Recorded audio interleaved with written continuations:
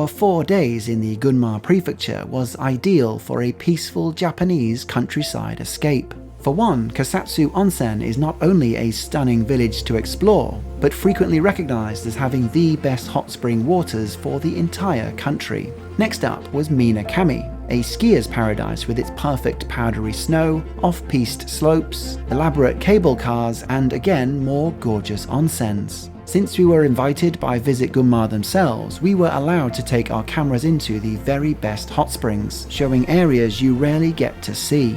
We ended our time in Takasaki, Gunma's largest city, searching for deities underground, a good fortune above ground, and countryside walks with a twist.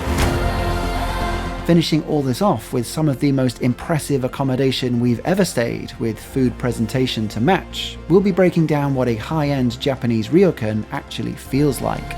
If you're new here, then welcome. We make travel movies from around the world, hoping you might just find your next holiday inspiration. This is Suitcase Monkey, spending 4 days in the Japanese hidden gem prefecture of Gunma.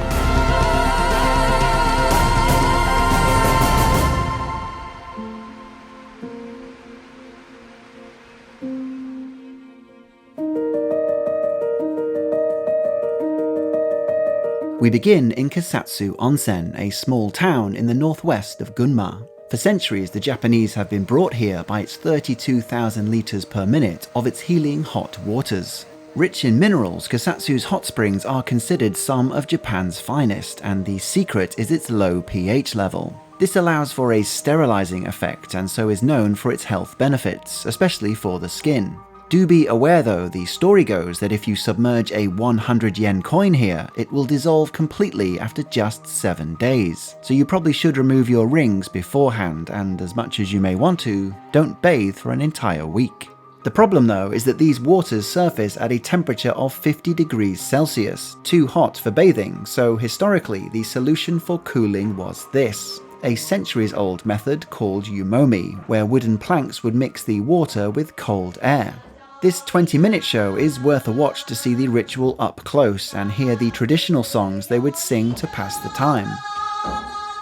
Which essentially makes this the original version of Hi-Ho, It's Off to Work We Go. But not wanting to burden just 6 ladies with keeping the water cool enough for an entire town, today's largest solution is right outside. Known as Bettei, this centerpiece is both a visual treat for visitors, but mainly a practical cooling system. Water is carried through this selection of wooden channels before making its way to the numerous ryokans and public baths that we ourselves will be enjoying later.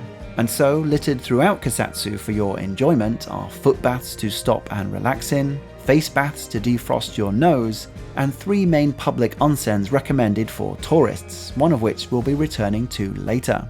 But before we rest, we will play.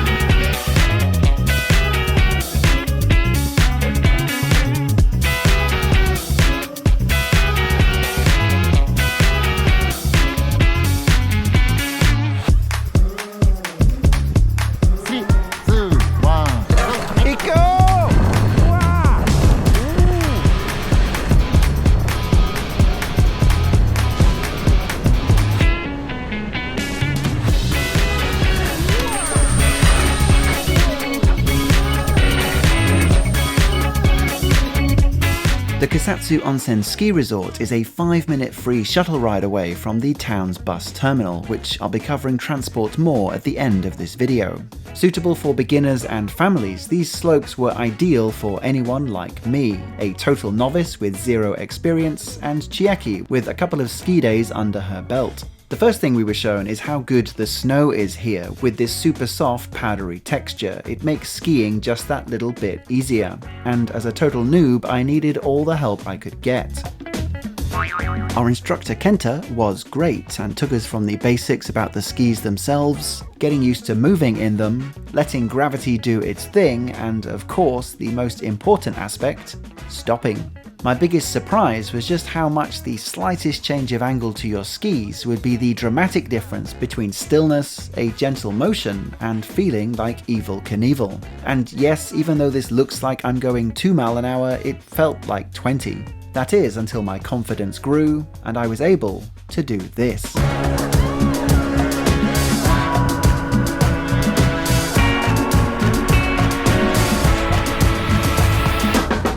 And if you really believe that this is me, then thank you so much. Your good faith is appreciated. I mean, look, here I am. This isn't even the same day. You'll see this result tomorrow. Please let me know if any of you believed that. And again, thank you so much if you did. But as comparatively undramatic as this footage looks, it certainly felt like I was skiing, and we left feeling a warm sense of achievement before checking into our first of 3 impressive hotels.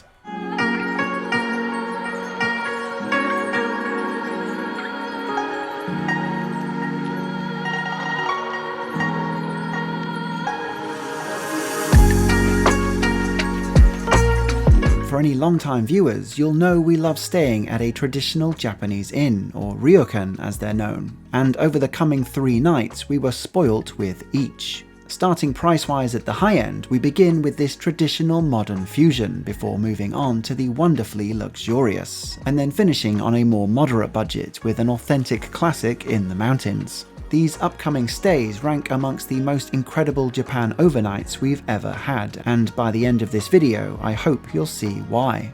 For Kusatsu Onsen, this 140-year-old inn has recently been restored, so was a nice mixture of old and new. Like this hand sanitizer wearing a kimono. Sitting just 1 minute from the Ubatake, its waters are drawn from the oldest source in town, running 41 degrees Celsius. I'll cover more onsens later in the video, but for now I can tell you that the mixture of ski legs and steamy hot water is the perfect combination. Ryokans are usually packaged as half board, and the included breakfast and dinner are always a highlight, where the food presentation is likely the best you've ever seen. But here, things were on a whole other level. Our 8-course meal started simple enough with some delicate palate cleansers, followed by 2 quick follow-ups. But it's this sort of unique, delicate presentation that is just wonderful to watch unfold, mixing flavour, texture and colour with tiny detail, like a small cucumber frog. Some Western palates will likely find a few of these dishes a little too foreign for them, but the variety and art of it all is always enjoyable. And it was at this point that a surprise sushi chef next walked through our door. He took our order, handcrafted our selection right in front of us, and served up course number 6, and wow, this was fresh. Course 7 brought out the flames, where a well-crafted iced snowball, meant to represent the snow of Gunma, would slowly melt to form a tasty broth, before our last course finally finished us off. With our stomachs full now more than ever, we took a stroll around town to discover that Kusatsu Onsen is actually best discovered under an incoming twilight.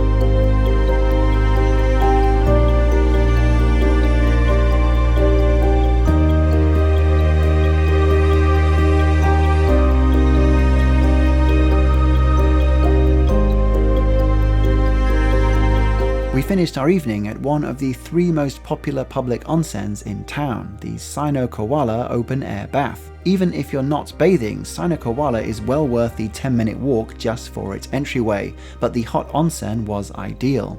Over our next 2 coming days, we'd venture even deeper into Gunma, exploring small craft villages, luxury gondolas, and the most luxurious stay of this whole trip.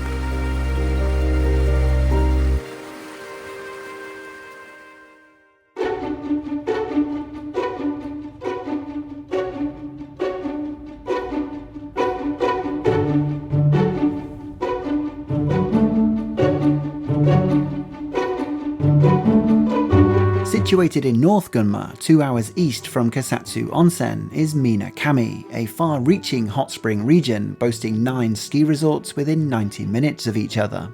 Ranging from backcountry slopes and hardcore winter hikes to the more family-friendly activities, everything here is overshadowed by Mount Takaragawa, climbing almost 2,000 meters high. But before we'd rise to this high altitude, Takumi no Sato makes for a nice countryside welcome, just 45 minutes down the road.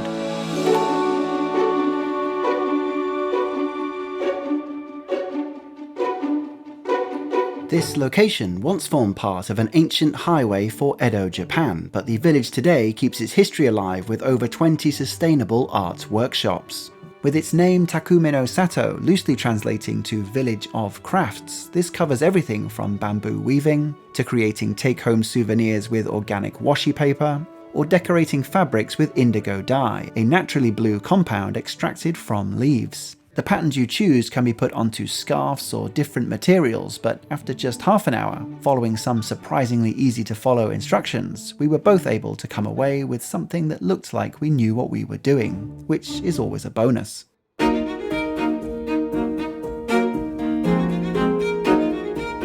Climbing higher in altitude, these 48 hours were mostly centered around 2 different winter wonderlands. First, the Minakami Kogen ski resort was definitely the more beginner-friendly, with more gentle slopes and a range of winter activities for the kids, and ourselves.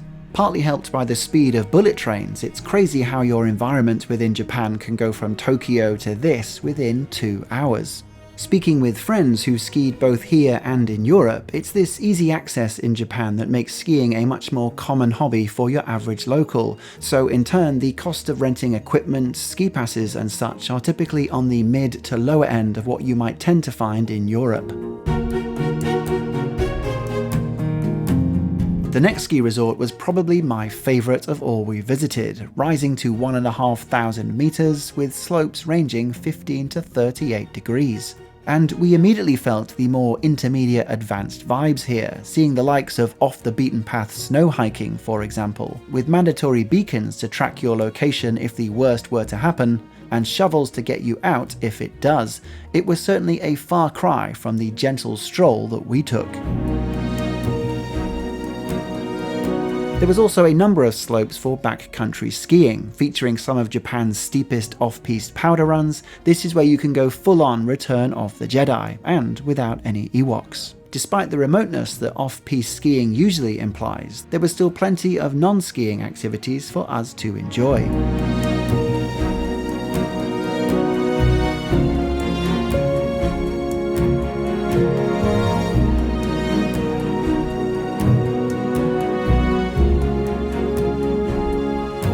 The most surprising aspect to this ropeway is that you can actually enjoy a 3-course lunch here, offered only once a day in this specially decorated gondola. The first and third course are served right here, comprising of an Alps-inspired afternoon tea, albeit with its own Japanese twist.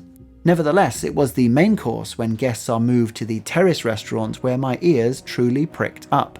As a devotee to all things cheese, their mountain speciality dish of Takaragawa Alpin gratin was one of the best things I ate this whole trip. Tasting like a mixture of fondue and lasagna, and then all baked around a crispy bread, was everything you could ask for in this cold environment. But despite my excitement levels over a hot, bubbly dish of cheese, nothing could prepare me for our next Japanese Ryokan.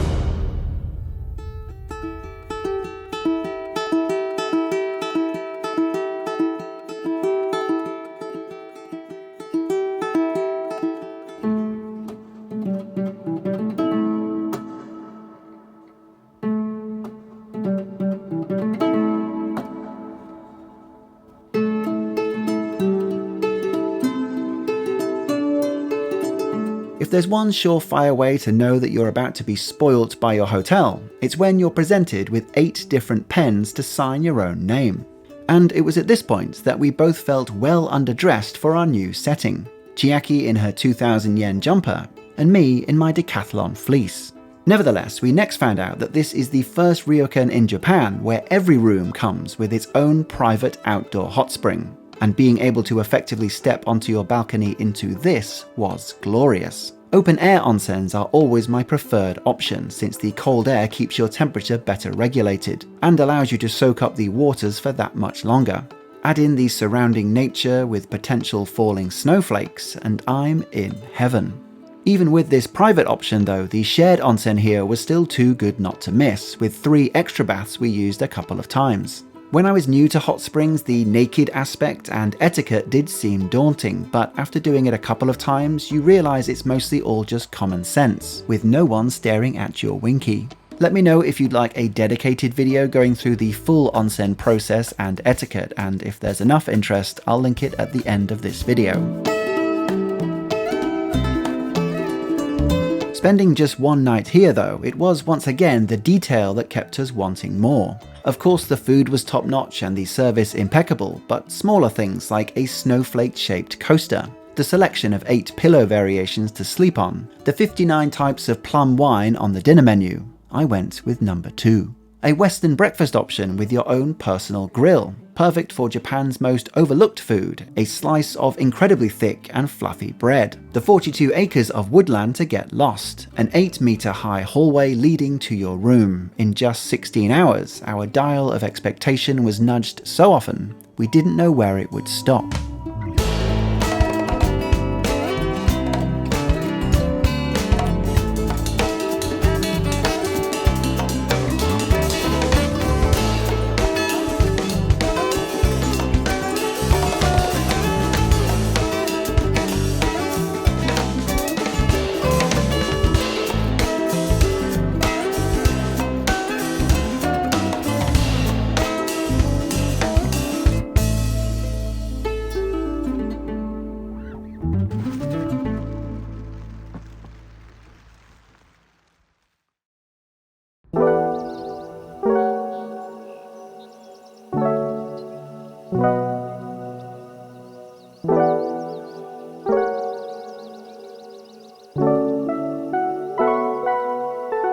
One hour from Minakami by car, or an hour away from Tokyo by Shinkansen, Takasaki is the largest city in Gunma. For our final day, we'd be spending a few hours taking in some of its largest sights, of which I mean some quite literally. The Byakuidai Kannon is a 42-meter high Buddhist statue of Kannon, also known as the Goddess of Mercy and one of the tallest of its kind in Japan. Built in 1936 by a local businessman to honour casualties of war, he also hoped to put Takasaki on the map for the upcoming Olympic Games. Unlike similar statues we've come across, this one gives spacious access to 146 steps of deities and views of the mountains we'd just come from.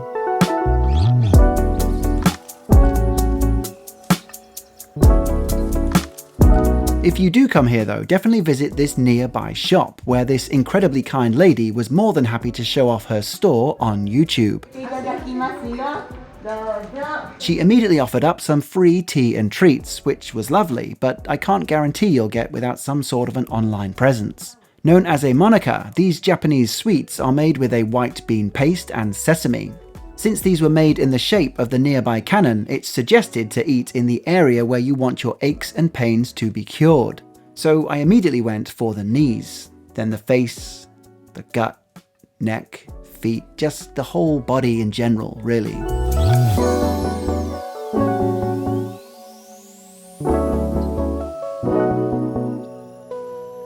A short walk through the park, we arrived at this 450-meter man-made cave holding 39 stone statues of Kannon.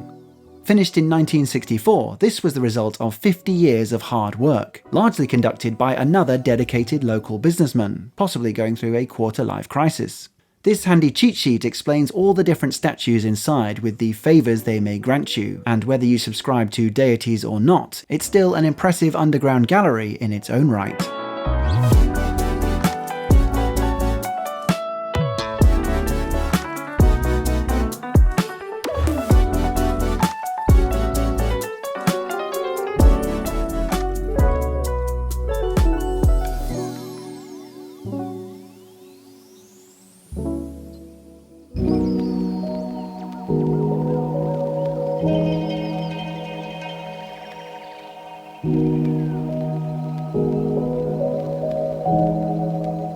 Our last stop for Takasaki was one where its influence is the most far-reaching.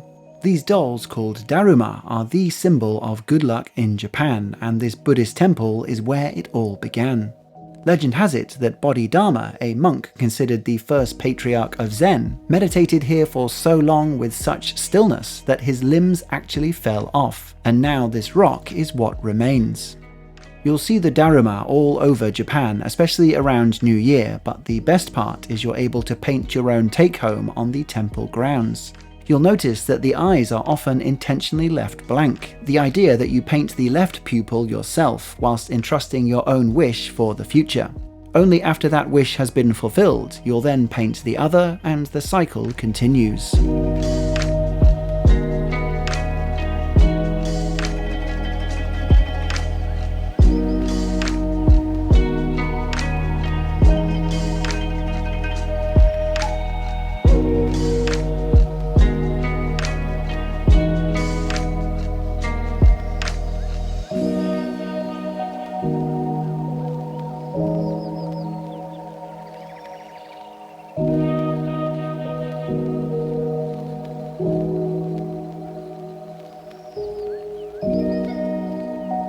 Of all the Ryokans we stayed, I wanted to end with the most traditional. With one notable exception that we'll get into, this is the best representation of what a moderately priced stay might look like.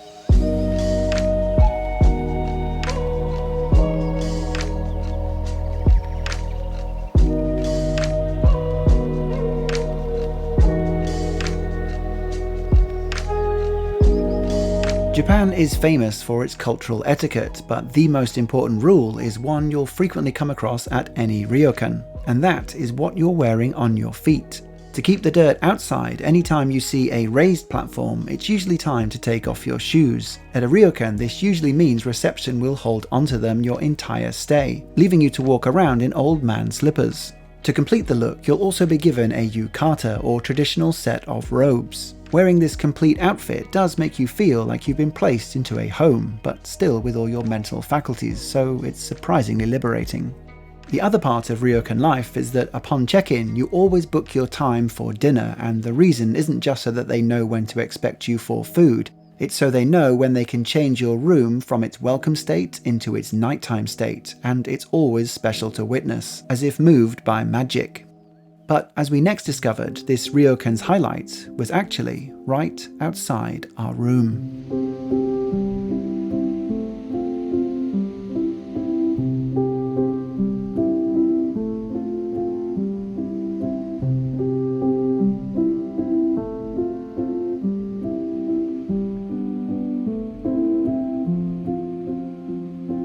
This multi-bath hot spring is the exception I mentioned earlier, the reason being that this is a mixed onsen, something of a rarity in Japan. At check-in, along with the yukata, we also collected one of these, which all in all makes it a lot more approachable for first-time bathers and is an ideal way to end the evening.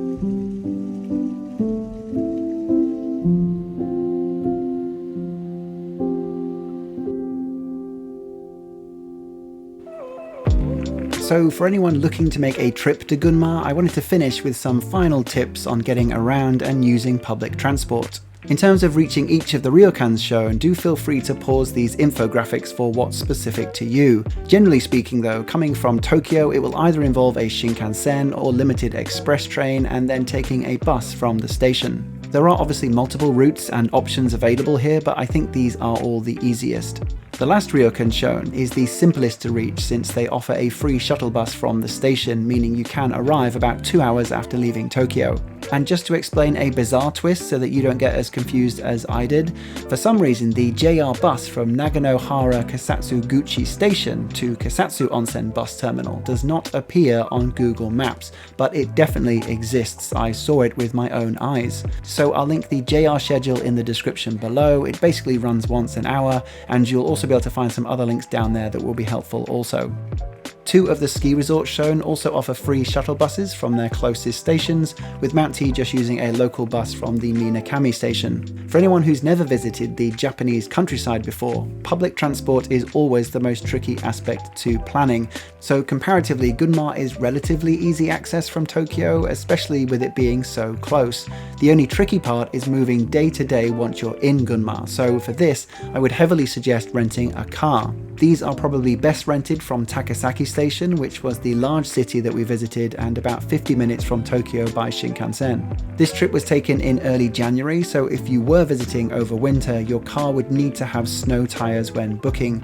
The roads were kept in pretty good condition, but make sure you're confident driving in possible icy conditions, and also don't forget that you need an international driver's permit for Japan. For loads more Japan itinerary suggestions and guides, check out this playlist, which is now 14 videos deep. Please leave a like if you've gotten this far. These videos take a long time to edit. Let me know your thoughts or any questions you might have, and we will see you in the next video.